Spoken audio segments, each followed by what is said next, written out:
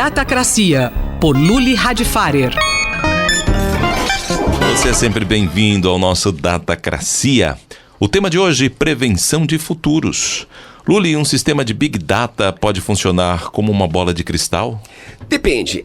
Em parte sim, né? As pessoas adoram dizer que como é que é computação preditiva e a máquina prevendo o futuro, mas ela não pode prever dois tipos de coisas. Primeiro, uma coisa completamente aleatória, como o resultado da loteria. Não dá para saber por quê? Porque se a Loto deu o número 15 4 vezes nas últimas semanas, não significa nada que ele vai dar agora ou não. Então, a máquina não pode prever sistemas aleatórios. Ela também não pode prever sistemas se eu tiver poucos dados. Então, você... sei lá, olha, você foi daqui da Rádio USP até a sua casa, nos últimos 5 anos eu pego 3 dias diferentes. Um dia o Mário levou 12 minutos, um dia o Mário levou 1h30, outro dia o Mário levou 40 minutos. Quanto tempo o Mário leva para ir para casa?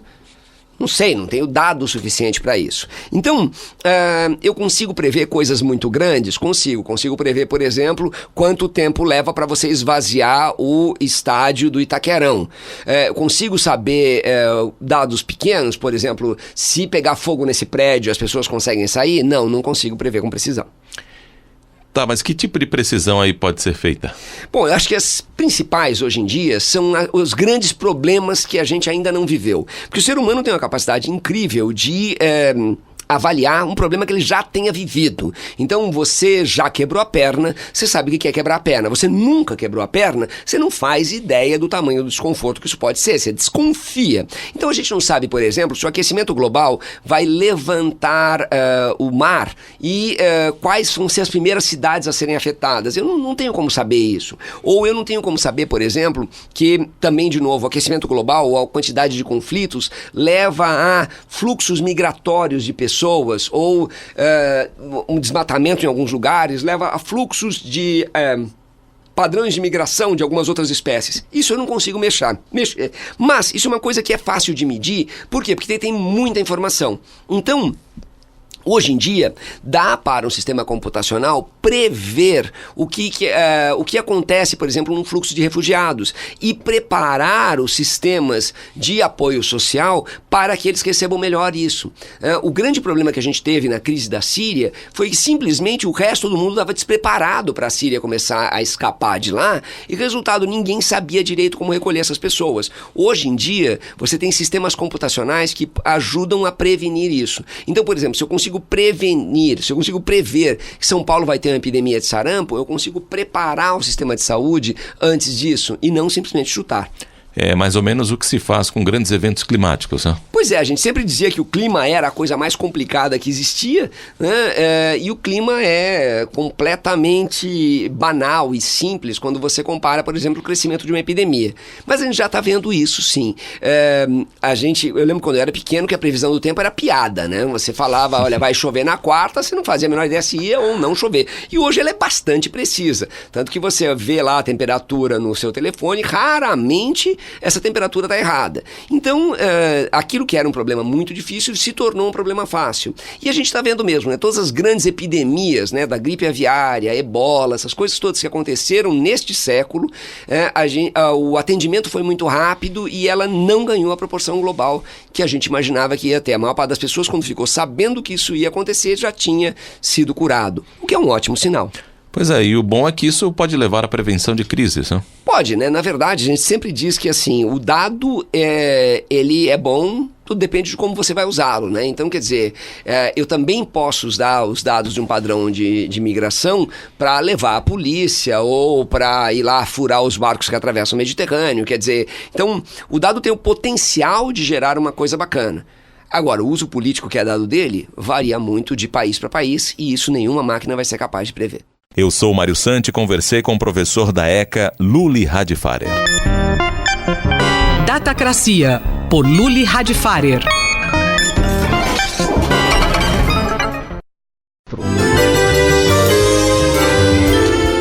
Bibliomania, por Marisa Midori. Bom dia, professora Marisa Midori. A Festa do Livro acabou de acontecer aqui na USP, né? E o ano passado foram 90 mil visitantes. Qual é o balanço desta edição? Bom dia, Cláudia. Bom dia, ouvintes da Rádio USP. Pois é, estamos na ressaca da Festa do Livro, que terminou sábado com uma multidão correndo para a USP para conferir ali os últimos livros, não é, do último dia da festa. É importante lembrar que esta foi a 21ª edição, então são 21 anos de Festa do Livro. Se a gente imaginar bem, quem nasceu na primeira Festa do Livro já está atingindo a maioridade. Como você disse, ano passado a estimativa foi de 90 mil visitantes da Festa do Livro. Os dados para esse ano ainda não foram divulgados, porque, afinal de contas, estamos em plena ressaca, não é? Acredito que até final da semana que vem esses dados apareçam. Mas, como frequentadora assídua da festa, pelo menos quarta, quinta e sexta e um pedacinho do sábado, eu posso dizer, como dizem os jovens, que a festa bombou. Havia uma multidão de pessoas carregando as suas sacolas, conferindo os livros, fazendo daquele espaço também um espaço de sociabilidade. E, professora, é possível fazer um balanço a partir do movimento editorial? Olha, no que tange livros sobre livros, não é? Que é a nossa matéria aqui na Bibliomania, eu devo confessar que não encontrei muitas novidades. Quer dizer, visitei várias bancas de editoras que conheço e que publicam normalmente livros sobre livros, e eu percebi que em termos de lançamentos, nós cuidamos de vários lançamentos durante esse ano na coluna, então não tem muita novidade. Mas o que me chamou a atenção, principalmente nesse ano que foi bastante crítico do ponto de vista da cultura e da educação, não é? Foi na banca da editora Veneta o livro Gramsci em Quadrinhos. O autor é Néstor Coan e Rep. São dois autores, quer dizer, um autor e um ilustrador. A tradução é do Marcelo Barbão e o livro ainda traz um pós-fácil do professor Lincoln Seco, professor do Departamento de História da Universidade de São Paulo. E por que esse quadrinho, não é, esse livro, essa edição tão bem cuidada da Veneta me chamou a atenção? Primeiro porque havia vários jovens folheando, e o quadrinho é um gênero muito dinâmico, não é? Que atrai muito os jovens de todas as idades, eu costumo dizer dos 7 aos 90 anos, mas também porque o Gramsci me parece hoje uma leitura obrigatória. Pensemos que o Gramsci, esse grande filósofo italiano, ele elaborou o conceito de hegemonia cultural. E o que significa essa hegemonia cultural? Segundo Gramsci, e traduzindo isso em linhas rápidas, não é? Essa hegemonia cultural, ela pode ser a dominação ideológica de uma classe sobre a outra. Ora, isso é importantíssimo.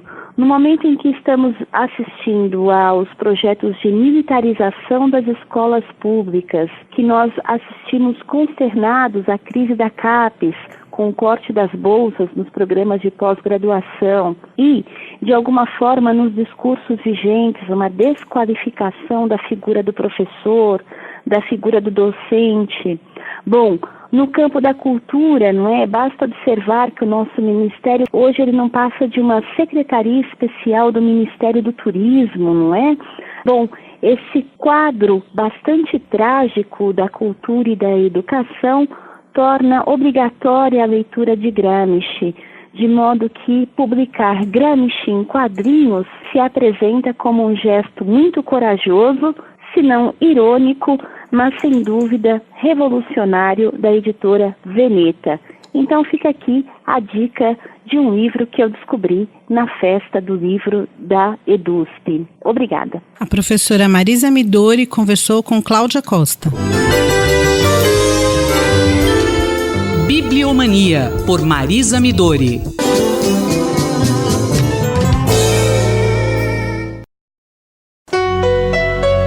Entender Estrelas, uma viagem pela astronomia, por João Steiner. Um problema que foi formulado por Isaac Newton lá no século XVII, em 2019 foi resolvido por um programa de inteligência artificial em uma fração de segundo. O estudo é da Universidade de Cambridge, no Reino Unido, e o enigma era chamado de problema dos 3 corpos. Professor João Steiner, em que consiste esse problema e por que ele é tão difícil de resolver pelos métodos mais comuns? Olha, quando você tem 2 corpos, por exemplo, uma estrela como o Sol e um planeta como a Terra, você tem uma solução relativamente simples, né? E quem descobriu essa solução foi o Kepler, né, em 1609, não é? São órbitas elípticas em torno do centro de massa. Essa solução é simples e é muito bem conhecida e formulada. Quando você tem 3 corpos, digamos 3 estrelas a uma certa distância uma da outra, como é que essas 3 estrelas vão interagir e qual vai ser a órbita de cada uma delas? Isso é um problema que não tem uma solução simples. Ele só pode ser resolvido por grandes computadores.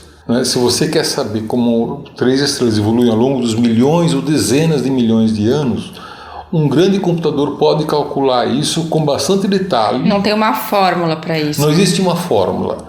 Para calcular em detalhe, um grande computador leva muito tempo. Esse é o ponto. Então é um problema que sempre foi colocado como um problema, né? O problema dos 3 corpos, porque ele não tem uma solução simples, né? Ele tem uma solução feita por computador. É conta em cima de conta, em cima de conta. Exatamente. A precisão de uma conta depende da precisão da conta anterior, e é por isso que é importante que as contas sejam feitas com grande precisão. Então agora o que foi feito foi um computador com inteligência artificial, que é baseado em redes neuronais, que de uma certa forma tenta imitar os neurônios do cérebro humano, né? Eles treinam esses neurônios com um grande número de exemplos calculados classicamente por um computador, e ele aprende essa inteligência artificial como que uma certa configuração evolui para soluções definitivas, soluções de órbitas mais evoluídas. E isso, uma vez bem treinado, consegue acertar com uma precisão surpreendente o resultado final. E isso pode ser checado, evidentemente, por programas de computador. Aí você pergunta, mas qual é a vantagem de fazer isso com inteligência artificial se você precisa calibrá-lo com um computador, com métodos tradicionais? A vantagem é que ele faz isso, a inteligência artificial faz isso em fração de segundos. Ela é muito mais rápida. Então a inteligência artificial tem essa vantagem de ser treinada e achar soluções que não são soluções necessariamente inovadoras, mas são soluções complexas que o computador consegue produzir de uma maneira muito mais rápida e muito mais precisa do que a inteligência humana. Isso já está sendo bastante aplicado na astronomia, na astrofísica, essa inteligência artificial baseada em redes neurais? Esse esforço está vindo já há muito tempo. Por exemplo, se usa isso para classificar galáxias morfologicamente. Mas isso sempre foi uma coisa, quase como uma brincadeira, né? Vamos classificar com redes neurais para ver se o computador consegue classificar a morfologia de uma galáxia com a mesma precisão que o ser humano. Consegue, mas o ser humano é muito bom nisso, né? Mas tem certas coisas que são muito mais complexas do que classificar uma galáxia, né? E que o computador consegue fazer com redes neurais. Então isso é sim utilizado já há mais tempo na astrofísica, mas ainda não foi, digamos assim, assunto de alguma grande descoberta. Isso ainda não ocorreu. Nós estamos numa fase de aprendizado, né? Eu acho que a inteligência artificial, ela está na sua infância e ela é extremamente promissora para o bem e também para o mal, porque ela também é muito perigosa. Ela pode produzir grandes ameaças também, por exemplo, à liberdade do ser humano, né? E ter outras implicações de natureza tecnológica, de armamentos e assim por diante. Mas a inteligência artificial é algo extremamente poderoso, é necessário que o país invista nisso, até para não ser passado para trás por outros países que estão investindo muito dinheiro na inteligência artificial. O professor João Steiner, colunista da Rádio USP, conversou comigo, Luísa Caires. Entender Estrelas, uma viagem pela astronomia, por João Steiner.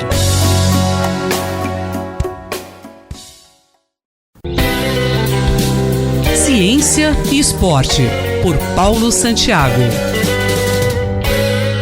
Professor Paulo, as tecnologias vestíveis são uma realidade. Elas contribuem para o esporte de alto nível e para o esporte amador. Um trabalho publicado recentemente apresenta as contribuições dos dispositivos vestíveis. O que trouxe de novo esse trabalho? Olá, ouvintes da Rádio USP. Neste mês de dezembro de 2019, o importante periódico Journal of Sports Science publicou um trabalho que trata sobre o feedback em tempo real para corredores, que é oriundo de tecnologias vestíveis. Essas tecnologias vestíveis, elas chegam a ser até um pouco de moda, mas eles têm alguma importância também, tanto para o esporte profissional, para corredores profissionais, quanto amador. Então, o interessante dessa publicação, desse trabalho, é que eles vão comentar sobre quais são as contribuições desses relógios que a gente veste hoje, que tem GPS, informação de frequência cardíaca, temperatura, entre outras, né? Na verdade, eles medem várias coisas. Também existem camisetas, fones de ouvido que está conectado ao relógio, ao aparelho. Em alguns casos, né, como é o da pesquisa, eles te fornecem feedback em tempo real. Então, por exemplo, se você está correndo numa velocidade abaixo da planejada, dele ficar te policiando, falando para você correr um pouco mais rápido, que você está abaixo do ritmo que deveria estar. Ele também faz algum tipo de feedback de motivação e é exatamente isso que eles atacam nesse trabalho. Eles mostram que essas tecnologias vestíveis, elas auxiliam na permanência das pessoas correndo, então motiva a pessoa a correr, porque você adquiriu um equipamento que serve para dar feedback de corrida, então isso ajuda você a permanecer, né, na atividade de corrida, então tem esse aspecto positivo, eles mostram que isso sim é positivo, mas também, em alguns casos, eles mostram que há uma redução do risco de lesão, então as pessoas em geral se lesam menos pelo que eles fizeram de levantamento, quando você tem feedbacks para corrigir. Então, por exemplo, como que está a sua pisada, se você está pisando com a ponta do pé, se está pisando com o calcanhar. Então, os dispositivos já são capazes já de fornecer feedbacks que auxiliam você a reduzir as lesões. Isso é muito importante e traz diversos benefícios tanto para o esporte de alto rendimento, controlando o ritmo, quanto para os corredores amadores. Professor, então é importante comprar uma dessas tecnologias? Apesar desse trabalho mostrar que é importante e tem benefícios dessas tecnologias vestíveis, então quem acompanhar o artigo vai ver que ele aumenta o desempenho, né, essas tecnologias vestíveis, aumentam a motivação dos corredores, diminui lesões, isso favorece, né, esses feedbacks que a pessoa permaneça mais tempo na modalidade, mas não quer dizer que as pessoas não consigam se motivar sem ter essas tecnologias vestíveis, né? Vamos pensar que uma pessoa fale assim, eu preciso ter um relógio que monitore, eu preciso ter roupas com alta tecnologia para poder correr, ter motivação e reduzir a minha lesão. Não é bem por aí, o artigo mostra isso, mas é possível também fazer de forma simples e barata, por exemplo, correndo junto com um amigo seu, com uma outra pessoa junto, e essa pessoa pode te dar o feedback, falar, você está abaixo do ritmo, se você está pisando de forma errada. Então, assim, a corrida ainda em grupos acaba também fazendo uma parte desse de feedback, de fazer a motivação.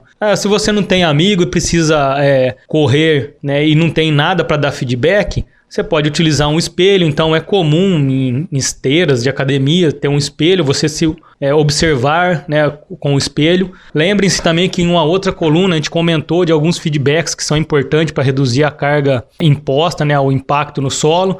Por exemplo, de você escutar o som do seu pisar, então o barulho seu pisando também é um feedback. Então basta a gente prestar atenção em algumas coisas, que as tecnologias vestíveis são importantes sim, mas elas não são obrigatoriamente necessárias para que você seja um corredor e que tenha um bom desempenho. Obrigado e até a próxima coluna. Eu sou Rosimeire Talamone e nós acabamos de ouvir o professor Paulo Roberto Santiago, da Escola de Educação Física e Esporte da USP em Ribeirão Preto. Ciência e Esporte, por Paulo Santiago.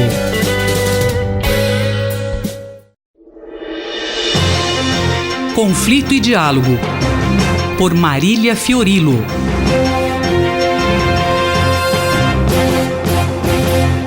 professora Marília Fiorilo conosco. Para a professora, o terrorista, que é um ressentido, ameaça os direitos humanos tanto quanto os estados totalitários. Cido, ouvinte da Rádio USP, retomando o tema da semana passada, agora os iranianos saem às ruas, somando-se aos iraquianos, libaneses e iemenitas, só para ficar na região. Os governos iraquiano e libanês cederam, mas a população quer mais. O Irã é outra história. O regime dos ayatolás desconhece a palavra negociação. Toda vez que a oposição se movimentou, retrocedeu rápido diante da violenta repressão.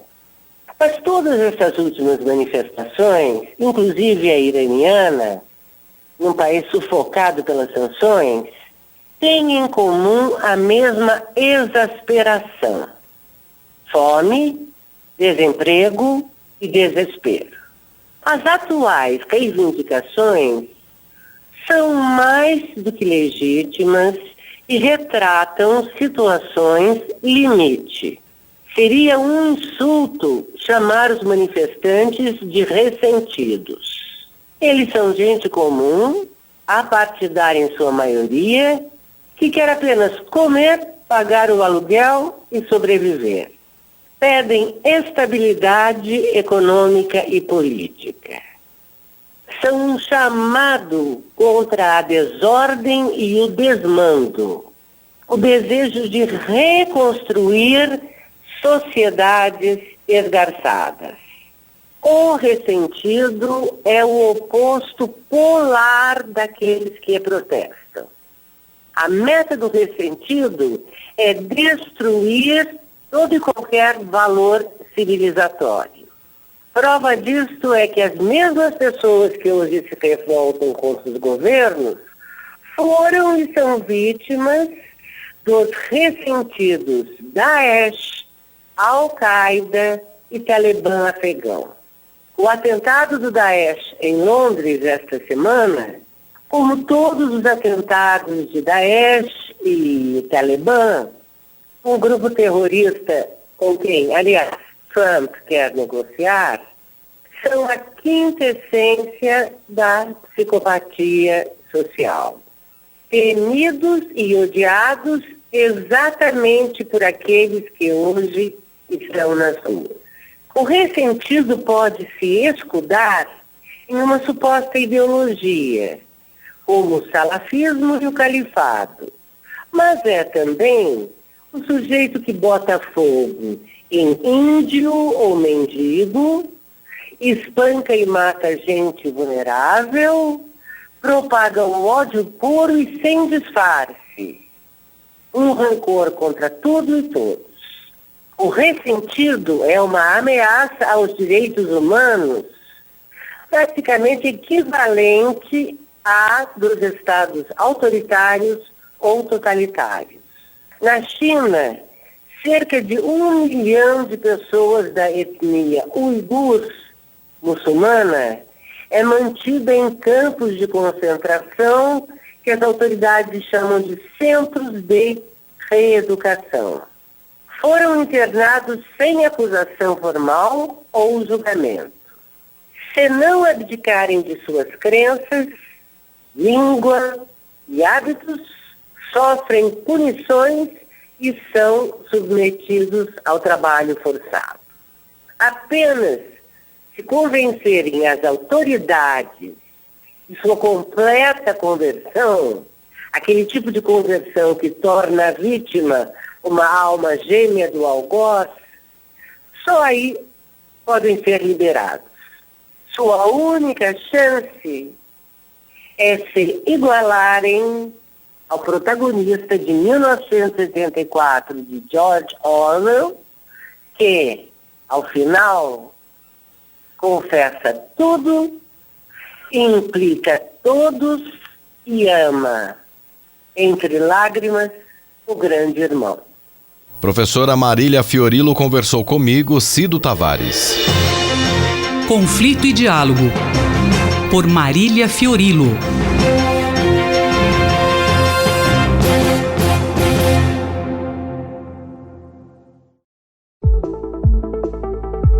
Educação e Direitos.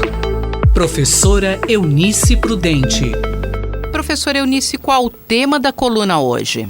O tema da coluna hoje é o direito à cultura, que é entrelaçado, é parte desse direito à educação e à informação.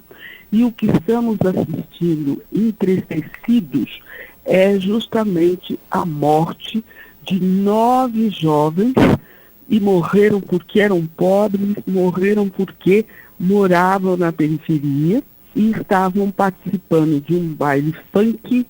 E vejam, né, como o Estado chega através de uma cultura de punitivismo, ou seja, a polícia militar chega antes, né, das providências com a educação, com a saúde, com a moradia, e a essas ocorrências perdemos, né? Brasil perdeu 9 jovens. Então, os nossos respeitos às suas famílias, mas reconhecemos também que é verdade que questões graves sociais são simplesmente entregues à polícia. As polícias militares dos nossos estados, que estão militarizados pela própria Constituição, porque submetidas às Forças Armadas, o que é um absurdo. Uma situação é segurança nacional, outra é segurança pública, e segurança pública é proteção, né? Então, esse servidor militar deve dar a proteção, né?